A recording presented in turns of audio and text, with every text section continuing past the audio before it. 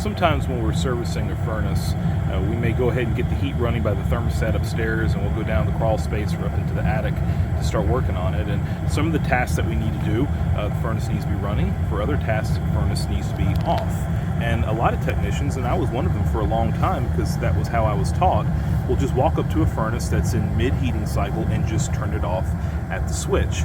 But it's the last thing you want to do to a furnace, because that just cuts off the airflow and the heat is just locked in the heat exchanger. And what I suggest doing is cutting off the gas first if you need to open this blower door panel or shut the furnace off, because we all know there's a switch behind this blower door panel which will shut the furnace off if you remove it.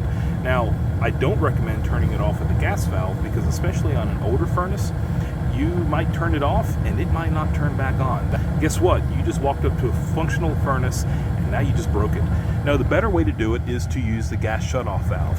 So if you just turn it off, the furnace will shut off on a safety, which now it's going to go through its sequence of operation. The blower will continue to run, and once it cools down, the blower will stop, and then you can remove the blower door panel or turn it off and work on it before it tries to fire again. Just make sure that you clear the fault out by cycling power, and then you'll just make sure that the furnace fires back up before you leave.